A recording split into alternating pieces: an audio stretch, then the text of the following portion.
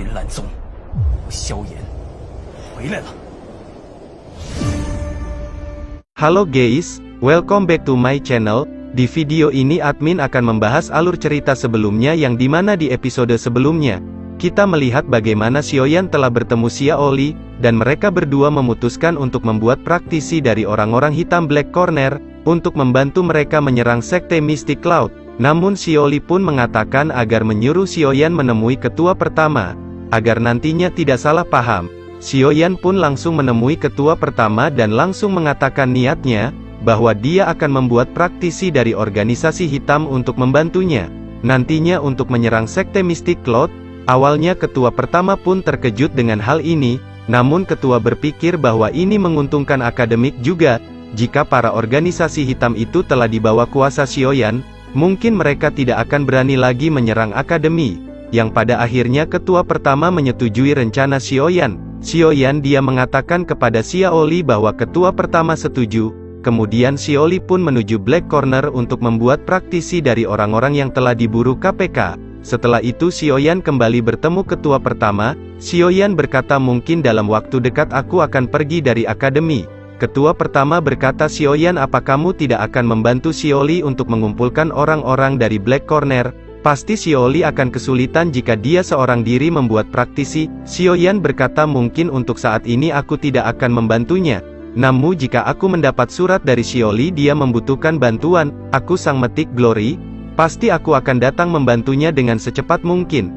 Namun untuk sekarang aku akan berlatih terlebih dahulu, bagaimanapun aku harus terus berlatih dengan giat, karena aku tahu musuhku lebih kuat dibandingkan diriku. Kemudian ketua pertama pun menanyakan sebenarnya apa hubungan Xiaoyan dengan wanita kuat yang selalu ingin membunuh Xiaoyan. Dia selalu mengikutimu, aku menjadi penasaran.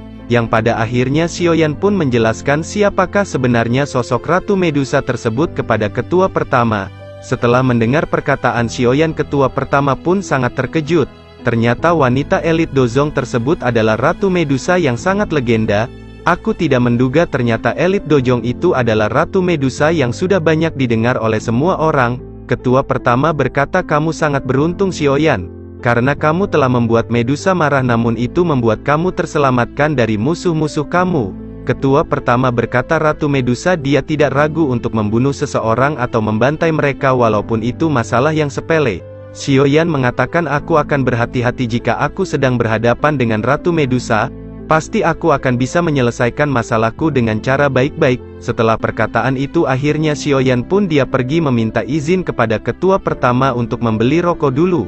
Setelah kepergian Xiaoyan, ketua pertama pun mengatakan Ratu Medusa walaupun dia sangat mengerikan, pada akhirnya dia akan jatuh cinta kepada seseorang yang telah menaklukkannya. Sepertinya ketua pertama mengetahui tentang bagaimanakah kisah kehidupan Ratu Medusa. Cerita berpindah lagi kepada Xiaoyan yang sekarang setelah berbicara dengan ketua pertama, dia langsung berniat untuk berlatih gulungan yang telah diberikan oleh Sun Er. Xiaoyan dia telah menuju ke dalam hutan untuk mencari tempat yang bagus untuk berlatih teknik ini. Walaupun dia juga belum yakin apakah dia sekarang mampu mempelajari teknik ini atau tidak, karena dirinya masih berada di puncak doang. Namun Xiaoyan berpikir setidaknya lebih baik dia mencoba daripada tidak. Akhirnya setelah mencari cukup lama Xiaoyan menemukan tempat yang bagus. Namun ketika Xiaoyan akan berlatih tiba-tiba Xiaoyan merasakan ada yang mengikutinya dari tadi. Kemudian Xiaoyan pun berteriak aku tahu kamu ada di sana, sekarang keluarlah jangan sembunyi. Tidak lama setelah itu sosok wanita bohai muncul langsung menghampiri Xiaoyan. Yang tidak lain itu adalah janda Medusa, yang kembali muncul di hadapan Xiaoyan. Aduh woman ini selalu ganggu mulu cuy. Janda bohai itu mengatakan apakah kamu ingin mati Xiaoyan? Sekarang tidak ada lagi yang melindungimu. Xiaoyan yang melihat Ratu Medusa dia pun sangat terkejut, ia tidak menyangka Ratu Medusa muncul di hadapan Xiaoyan kembali. Ternyata selama ini Ratu Medusa selalu mengawasi Xiaoyan, kemanapun dia pergi. Bagaimanapun mungkin dia masih tidak terima atas penanaman benih. Xiaoyan berkata aku tahu Ratu Medusa, kamu sekarang tidak akan mampu untuk membunuhku. Ratu Medusa dia sangat emosi mendengar perkataan dari Xiaoyan. Xiaoyan pun menjelaskan kepada Ratu Medusa, walaupun kamu mampu menggerakkan tubuhmu, namun aku tahu dalam jiwamu masih tertekan oleh piton penelan surga. Dengan begitu kamu tidak mampu menyakitiku bahkan untuk membunuhku. Kemudian Xiaoyan mengatakan aku akan melakukan kesepakatan lagi denganmu. Aku bisa menghilangkan pengaruh piton penelan surga dalam jiwamu. Dengan begitu nantinya kamu akan terlepas dari pengaruh piton penelan surga. Ratu Medusa yang mendengar kesepakatan dari Xiaoyan dia pun bingung. Sebenarnya Ratu Medusa sudah tidak percaya dengan Xiaoyan kesepakatan sebelumnya saja. Xiaoyan malah ingkar dan malah menanam benih kepadanya. Bagaimana bisa Medusa mempercayai Xiaoyan lagi? Medusa pun mendekat dan mengatakan mengapa aku harus percaya denganmu? Bukankah selama ini kamu selalu ingkar dengan janjimu? Setelah itu Xiaoyan langsung mengeluarkan sebuah gulungan dari cincin penyimpanannya, dan kemudian membukanya. Medusa mendekat dan melihat gulungan tersebut. Xiaoyan mengatakan bahwa ini adalah pil tingkat 6 yaitu pil pemulihan jiwa. Bahan obat-obat dan bahan pil dalam gulungan ini sulit untuk didapatkan. Xiaoyan berkata, aku akan membantu kamu untuk membuat pil tingkat 6 ini, tentu saja jika kamu mau melakukan kesepakatan denganku. Medusa dengan dingin mengatakan apakah yang diinginkan Xiaoyan? Apa yang kamu minta sebagai bahan pertukaran atas kesepakatan ini? Xiaoyan pun sambil tersenyum bahwa dia mengatakan Medusa hanya tinggal diam selama 1 tahun bersamanya, dan tentu saja tidak boleh mengeluarkan hawa membunuh kepadanya. Dan jika aku meminta bantuan kepadamu kamu harus mau untuk membantuku. Dan setelah waktu 1 tahun kamu telah membantuku aku pasti akan membantumu untuk membuatkan pil tersebut. Dan setelah kesepakatan ini berakhir Medusa boleh melakukan apapun kepada Xiaoyan. Sekarang Medusa pun sangat bingung dalam hatinya. Dia berkata mau atau tidak, karena Medusa dia takut Xiaoyan ingkar janji lagi. Kemudian Xiaoyan mengatakan jika Ratu Medusa memakan pil tersebut, maka dia tidak akan berpengaruh lagi oleh piton surga yang berada di dalam jiwanya. Medusa akan memiliki kontrol sepenuhnya atas hidupnya dan tidak diganggu lagi oleh siapapun, dan kebebasan hal tersebut memiliki harga yang sangat mahal. Xiaoyan terus membujuk Medusa agar menyetujui kesepakatan ini. Ratu Medusa pun sekarang dalam dilema. Dia haruskah melakukan kesepakatan lagi dengan Xiaoyan? Sejujurnya Ratu Medusa juga membutuhkan pil tersebut agar dia memiliki kontrol sepenuhnya atas dirinya sendiri. Setelah berpikir lama akhirnya Ratu Medusa pun menyetujui kesepakatan Xiaoyan walaupun dia mungkin nantinya bisa jadi ditanam benih lagi. Kemudian setelah itu dalam hati Medusa pun dia sebenarnya saat ini ingin menghancurkan tubuh Xiaoyan karena selama ini Xiaoyan yang selalu membuatnya kesal. Xiaoyan pun dia berkata kepada Medusa sambil dia tersenyum, mungkin dalam 1 tahun ke depan kita akan berteman. Namun Medusa berkata dengan dingin dalam kesepakatan ini tidak ada kata teman. Yang ada di antara kita hanya sebatas bisnis jualan basreng.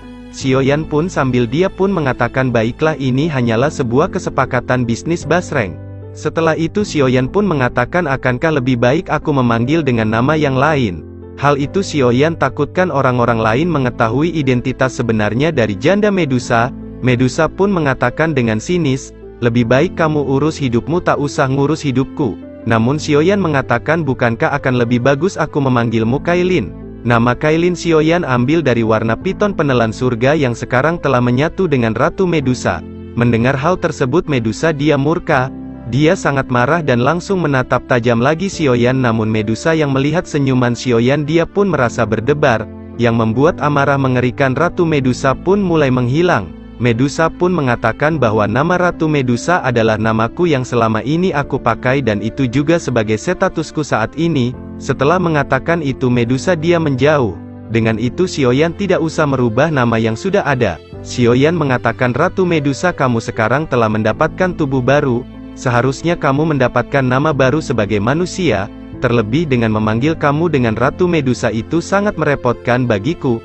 Mulai saat ini aku akan tetap memanggilmu sebagai Kailin. Setelah mendengar perkataan itu Medusa pun masa bodoh dan pada akhirnya Ratu Medusa pun menghilang dari pandangan Xiaoyan. Pada akhirnya untuk sekali lagi Ratu Medusa dan Xiaoyan pun membuat kesepakatan berjualan basreng. Akhirnya setelah kepergian Ratu Medusa Xiaoyan pun dia akan dengan tenang berlatih teknik yang telah diberikan oleh Sun Er. Dengan seketika Xiaoyan pun langsung membuka gulungan yang telah diberikan Sun Er dan cahaya emas pun kembali muncul. Sekarang Xiaoyan akan belajar teknik membalik gunung. Karena teknik ini Xiaoyan bisa latih di saat dia masih di tingkat puncak doang. Xiaoyan dengan cepat membaca informasi yang dia lihat. Dan setelah itu Xiaoyan pun langsung membuka matanya kembali. Xiaoyan menyadari teknik ini pantas saja disebut teknik tingkat D. Karena Xiaoyan harus membuka 3 aliran jalur Qi. jika ingin mempelajari teknik ini. Xiaoyan tahu teknik ini lebih sulit dari teknik api membelah tsunami. Xiaoyan pun merasa kesulitan mempelajari teknik ini, namun tentu saja Xiaoyan tidak mungkin menyerah untuk mempelajarinya. Xiaoyan mulai mempelajarinya dengan sangat fokus. Xiaoyan pun berusaha membuka jalur qi. Walaupun jika membuka jalur qi itu sangatlah menyakitkan, namun rasa sakit itu hanya sementara. Ketika doki itu telah masuk, rasa sakit itu akan mereda. Namun ketika Xiaoyan sedang membuka jalur qi, Xiaoyan pun merasakan ada sesuatu yang aneh. Ketika dia membuka jalur qi, ia tidak merasakan sakit yang sangat menyengat. Kemudian Xiaoyan pun menyadari mungkin karena tubuhnya selama ini selalu disempurnakan, ditambah lagi Xiaoyan yang suka memakan pil. Tentu saja tubuh Xiaoyan berbeda dengan tubuh orang lain. Dengan begitu tubuh Xiaoyan lebih kuat beda dengan orang lain, membuat Xiaoyan tidak merasakan sakit yang berlebihan. Singkat cerita, Xiaoyan pun mulai membuka jalur qi di dalam tubuhnya. Walaupun tidak merasa sakit, ternyata membuka jalur qi membutuhkan waktu yang cukup lama. Setelah Xiaoyan 5 hari berlatih, ternyata Xiaoyan baru saja membuka 1 jalur qi. Dan setelah itu Xiaoyan pun langsung melanjutkan membuka jalur qi keduanya. Singkat cerita 10 hari pun telah berlalu, Xiaoyan berhasil membuka jalur qi yang kedua. Xiaoyan pun sangat senang dia berhasil membuka 2 jalur qi. Mungkin dalam waktu 1 bulan dia mampu mempelajari teknik segel membalikkan gunung. Xiaoyan terus lanjutkan membuka jalur qi yang ketiga. Akhirnya setelah 15 hari Xiaoyan berhasil membuka jalur yang ketiga, yang membuat Xiaoyan sekarang bisa langsung mempelajari teknik segel membalikan gunung. Kemudian setelah Xiaoyan membuka jalur qi, Xiaoyan pun langsung mencoba teknik membalikan gunung tersebut. Di sini Xiaoyan pun langsung menyalurkan dockingnya ke seluruh tubuh dan tiba-tiba, tangan Xiaoyan pun membuat sebuah segel, dan setelah itu Xiaoyan pun berteriak Open Mountain Seal. Tiba-tiba cahaya emas muncul dari tangan Xiaoyan. Namun tidak lama setelah itu tiba-tiba cahaya emas itu kembali menghilang kembali. Xiaoyan pun sangat kaget, ternyata konsumsi dari teknik ini sangatlah besar menyerap dokinya. Setelah itu Xiaoyan beristirahat sebentar karena dia sangat kelelahan terus berlatih. Xiaoyan pun beristirahat sambil membuat cangkir kopi dan menghisap rokok Sampurna Mil. Jadi gay Sampurna Mil lebih enak. Walaupun itu membuat istriku marah, hehe. Singkat cerita, Xiaoyan pun tanpa terasa telah berlatih sekitar 5 hari untuk mempelajari teknik ini. Namun Xiaoyan masih sangat kesulitan untuk mempelajari teknik ini.